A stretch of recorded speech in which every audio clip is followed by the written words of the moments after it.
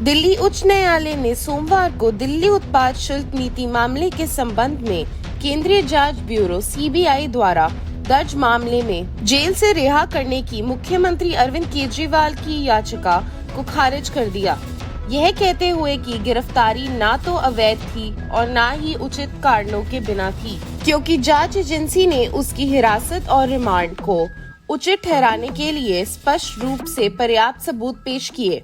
आम आदमी पार्टी प्रमुख की 26 जून की गिरफ्तारी को बरकरार रखते हुए उच्च न्यायालय ने कहा कि आईओ जांच अधिकारी द्वारा शक्ति का कोई अवैध प्रयोग नहीं किया गया था और पूर्व की हिरासत विशेष न्यायाधीश के लिखित आदेशों के अनुसार थी।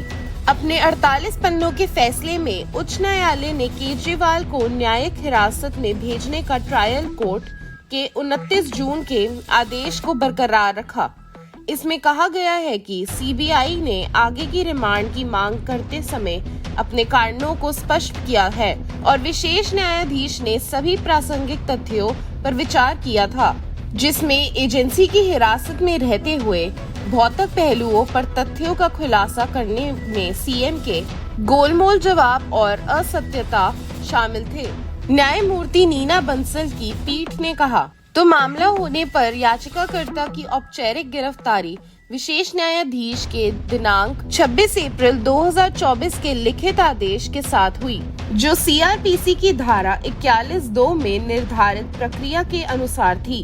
कृष्ण ने कहा, याचिकाकर्ता की गैर प्रतिक्रिया या टाल मटोल से भी अधिक प्रासंगिक बात यह थी कि क्या उसकी गिरफ्तारी के लिए पर्याप्त संदेह और परिस्थितियां मौजूद थी। यह तर्क कि सीआरपीसी में परिकल्पित उचित प्रक्रिया के उल्लंघन के कारण गिरफ्तारी अवैध थी और याचिकाकर्ता को कानून द्वारा अनिवार्य धारा 41(a) की कोई पूर्व सूचना नहीं दी गई थी। ऊपर वर्णित परिस्थितियों से यह नहीं कहा जा सकता है कि आईओ द्वारा शक्ति का अवैध प्रयोग किया गया था।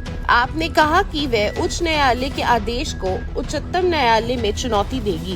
केजरीवाल की गिरफ्तारी की पुष्टि करते हुए न्यायमूर्ति कृष्णा ने उसी मामले में उनकी जमानत की मांग पर विचार करने से भी इनकार कर दिया और उन्हें नियमित जमानत के लिए शहर की अदालत से संपर्क करने की स्वतंत्रता दी।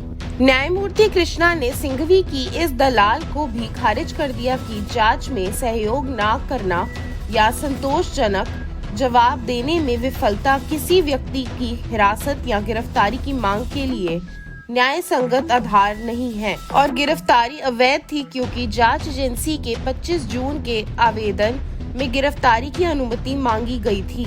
अदालत का विचार था कि गिरफ्तारी पूरी तरह से असहयोगात्मक रवैये और टाल मटोल वाले जवाबों की अस्पष्ट शर्तों पर आधारित नहीं थी, बल्कि उसे 25 जून के आवेदन में उचित रूप से योग्य और स्पष्ट किया गया था, जिसमें सीएम को गिरफ्तार करने की अनुमति मांगी गई थी। लोकसभा चुनाव प्रचार के लिए मई में शीर्ष अदालत द्वारा की गई 21 दिन की अंतरिम जमानत प्रवर्तन निदेशालय द्वारा गिरफ्तारी के बाद केजरीवाल 21 मार्च से हिरासत में हैं।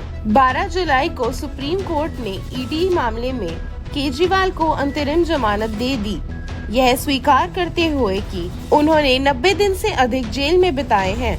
फिर भी इसी मामले से संबंधित एक अलग मामले की जांच सीबीआई द्वारा की जा रही है, जिसमें उनकी गिरफ्तारी के कारण वह हिरासत में ही रहेंगे। सीएम के खिलाफ मामला दिल्ली की अब समाप्त हो चुकी 2021-22 की उत्पाद शुल्क नीति में अनियमितताओं के आरोप से जुड़ा है, जिसकी जांच जुलाई 2022 में दिल्ली के उपराज्यपाल की सिफारिश के बाद सीबीआई ने शुरू की थी।